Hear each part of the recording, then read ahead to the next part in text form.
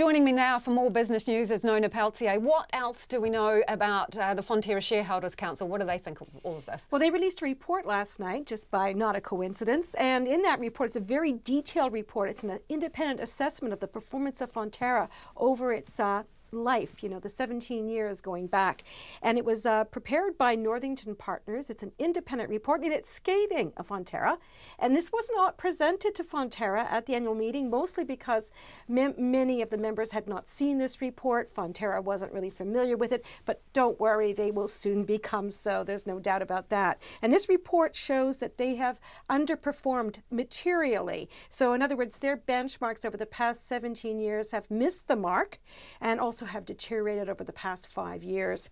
And we're talking about return on capital of 6% versus a benchmark of 6.9. 7.7 is where the range should have been, and the NZX Top 50 Index outperformed Fonterra.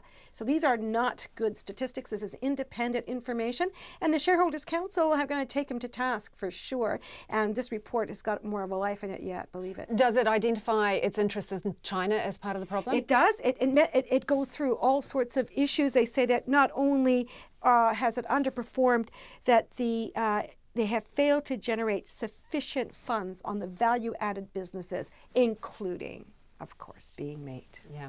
Okay, moving on to Sky City. It has sold its casino, Darwin Casino. Yeah.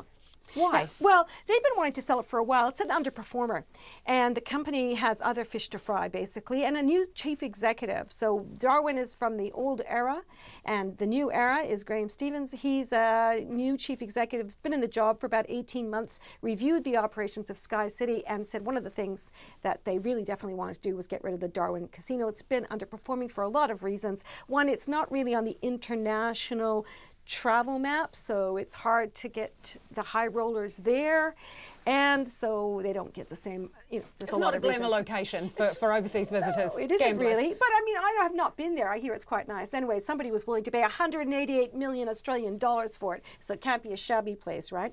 And not only that, Sky City made a good deal because they want to continue to send their high rollers there, so they got a deal with their new, partner. I guess it's kind of a partner. So the company they've sold it to is called Delaware North, and they're an hospitality business, quite well, heeled, I think. Obviously, they had $188 million.